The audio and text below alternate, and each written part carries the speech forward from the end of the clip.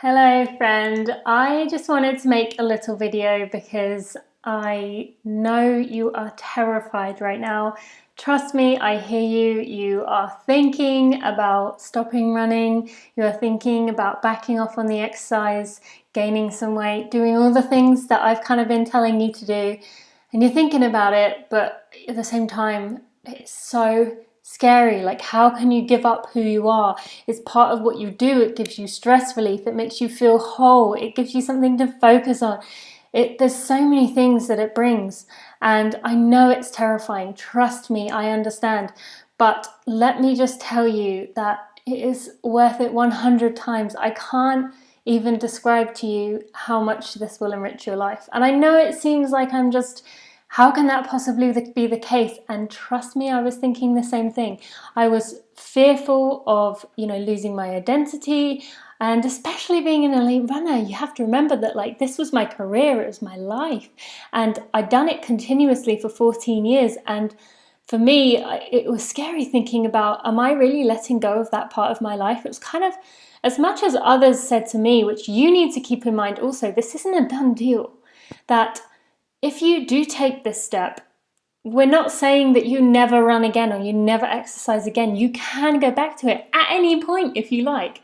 And I had the same thing. It was kind of almost felt like a do or die decision. Like, if I'm going to do this, then that's it. I have to be prepared to let go of running forever. But you don't.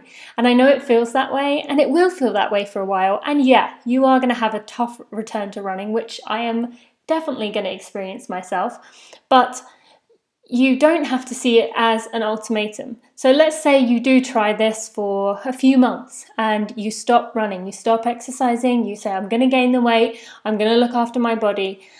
And let's say you get 3-4 months in and you're like, you know what, this isn't worth it for me.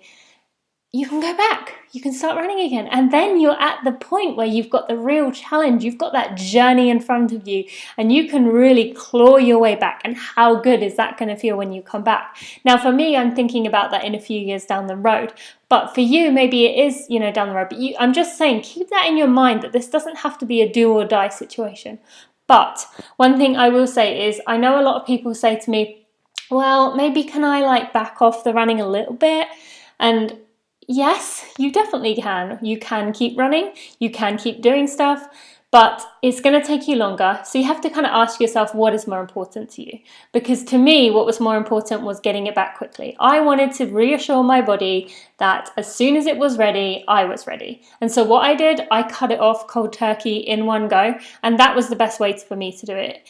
I did get told by doctors, if you want to completely back off, do every run easy, keeping your heart rate around MAF rate, which is 180 minus your age. So for me, that was 152, which is surprisingly difficult to keep your heart rate there.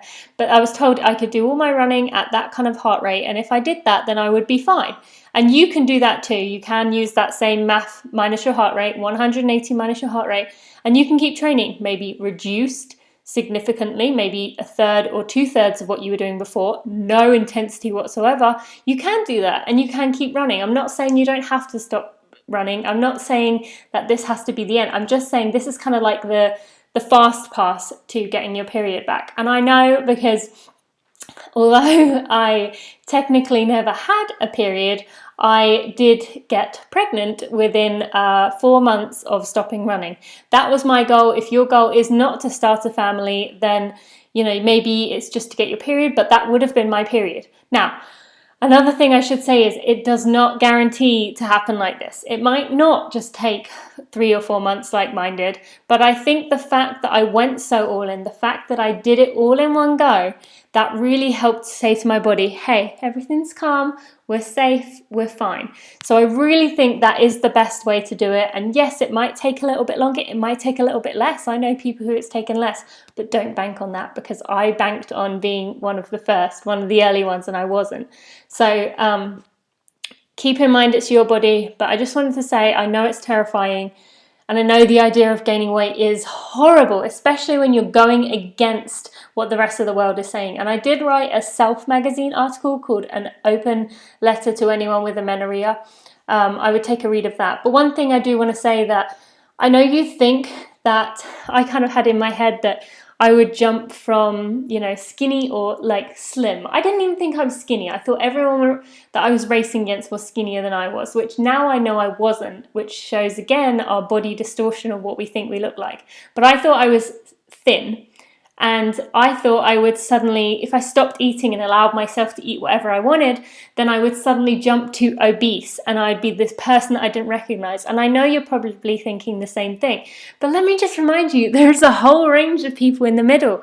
And it doesn't really take that much for most people. Like for most people, a BMI of 22 to 25 is completely normal. And for me, it took 10 to 15 pounds of weight, which, you know, for me felt huge for a while. But I mean, if you look at me now, would you say I look big? Probably not. And would I say you look big when you gain that weight? No, because you wouldn't. Other people don't notice it, but we are so critical of ourselves. And what else is, like, when I see myself now and I look at other people, I see actually I'm still quite slim compared to other people.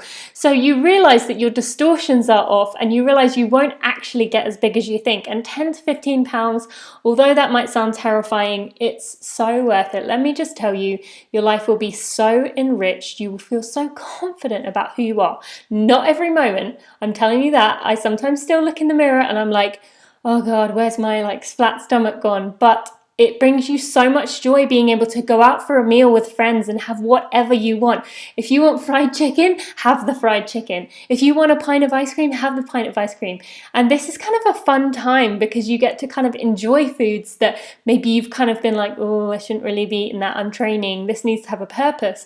But trust me, there is fun. And so one thing I will say that please, I know I've talked about this a lot, please get this book. I am not endorsed by this book. I have nothing to gain from this book. Although actually, if you do use my code TINA on their website, I think you get 10% off. I'm not sure. But either way, that's all I have. But this book, I'm telling you, was a game changer.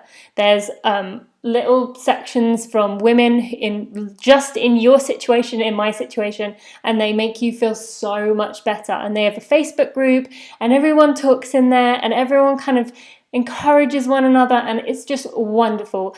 And so I really would recommend that. I know this is a scary journey and I am offering consultations from now on, so you can work with me if you really are struggling with this. You can find out more on my website, so I hope you will check that out. But in the meantime, I believe in you and you can do this, I promise.